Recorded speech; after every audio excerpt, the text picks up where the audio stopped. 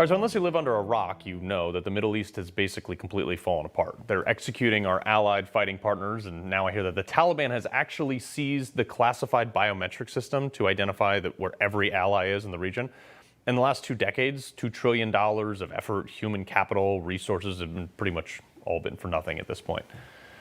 Now, keep in mind that this is the same government, the same U.S. government that doesn't trust you and I with an AR-15, but they just left drones, choppers, strikers, and enough weapons to sink the Titanic behind for the Taliban to just acquire, I guess? I mean, super, right? Oh, BT Dubs, this morning, they didn't even know how many Americans were left behind. How many Americans do you believe to be in Afghanistan right now? Well, we think there are certainly thousands of Americans. We don't have an exact count. I would say somewhere, best guess, between 5,000 and 10,000 that are near Kabul. I mean, stunning act of journalism from that network. I mean, I guess even a blind squirrel finds a nut. But you don't know how many Americans are left behind? This is like rule number 1 on any deployment scenario. Head count. For God's sakes, we learned this in elementary school, but it's okay. Jen Psaki decided to take my advice and cut her vacation short to pick up the Pentagon slack. I should tell you is that there are individuals who will self-identify as American citizens. That number is around 11,000. Oh, they're self-identifying. Fantastic. I mean, they're in full scramble mode to get people out of there, and they should be. CBS reports that those applying for evacuation received this email. An undefined number of U.S. government-provided flights will begin soon. Please be advised that the United States government cannot guarantee your safety as you make this trip. Are you? I mean, Jen Psaki also says that they're not determined yet when Joe Biden will be returning home from Camp David, when he scurried back there like a minute after his press conference where he took no questions whatsoever. This is like a pathetic attempt at leadership yesterday afternoon. I mean, what is even more crazy is while all this is, I mean, this is a massive, huge deal. But it would be even a bigger deal if the home front wasn't also an epic dumpster fire also. I mean, normally the general population, I include myself in this, is like a lobster to bad policies. We don't really notice we're getting boiled, very slowly until it's too late. But Biden, I mean, the guy just like threw us right into the boiling water. His policies came at us so fast. I think that some of us are still in shock. I mean, all he had to do was nothing and just coast on Trump's coattails. It would have been fine. I mean, this was always kind of what I told folks on the campaign trail, too, that, hey, look, nothing moves fast in D.C., for good, for bad. Don't overpromise on your first run at a campaign trail. Turns out I may have been wrong about that. Biden flushed this economy down the toilet faster than a cheetah on cocaine. Now, remember when Democrats promised, though, that spending wouldn't result in inflation? This is from the latest numbers. U.S. inflation is still running high, and it doesn't look like it's going to fade fast anytime soon. So the Democrats were wrong again, shockingly enough. It's not like one Democrat ever, I just don't know any, that have ever had a coherent, successful policy on the economy. I'm serious about this. The cost of living, as measured by the CPI, has jumped 5.4% in the past year to mark the biggest increase in 13 years. Let me say that again, 13 years, before Trump was president. And even if you want to go out and get a job, good luck. A lot of them went under. And the ones that didn't are struggling because they can't find entry-level workers because the government is paying them more money to stay home than they would if they actually got off their butt and went to work. Turns out, if you pay people not to work, that's exactly what they do. And if this isn't bad enough, the Democrats want to light another $4.5 trillion on fire to do some infrastructure-ish stuff. They can only point to about 1/10 of it going to actual infrastructure. The rest is... and nobody really knows where the rest is going.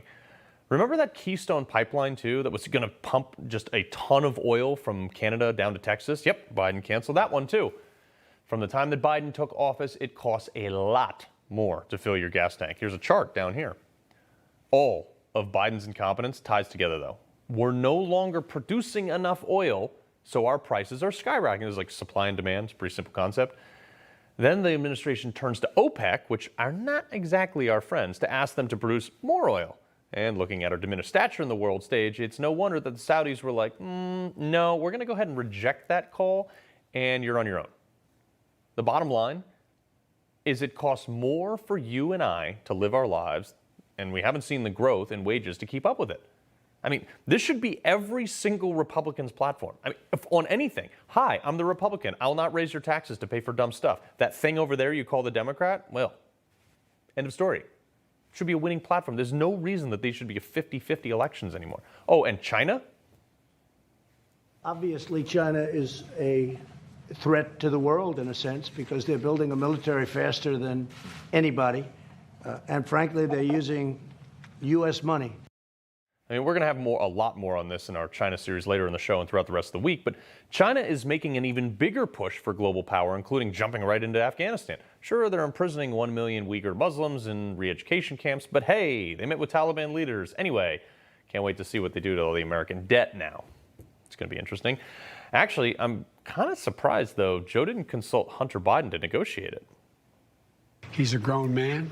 He is the smartest man I know. I mean, in pure intellectual capacity.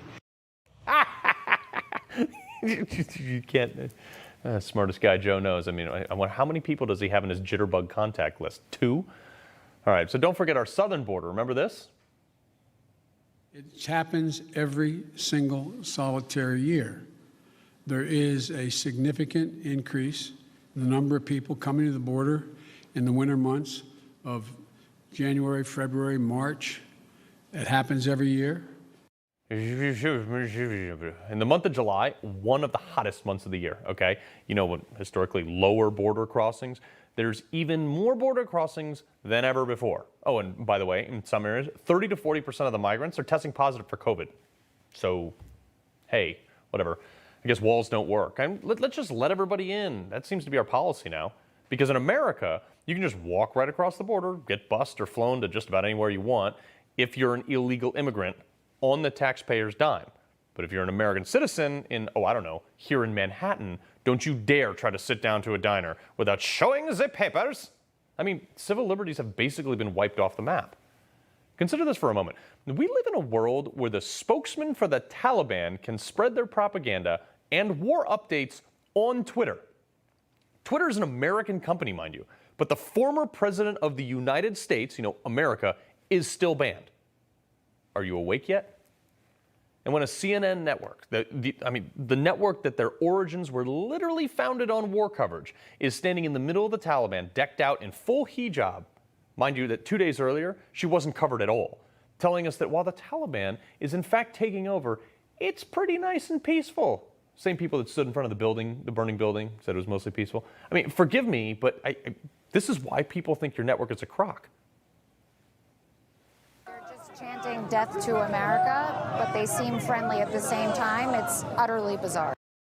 No, what's utterly bizarre is that statement. I mean, most popular president in history, I guess.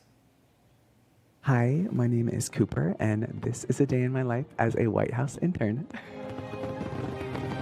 We did it, Joe. I have no words to what this administration is. Hey, I'm Rob Finnerty. Thanks for watching. If you enjoyed this video, please join the conversation in the comments below. Don't forget to subscribe, too. Hit the bell icon to be alerted to breaking news. And remember, there's a whole lot more on Newsmax TV, America's fastest growing cable news network.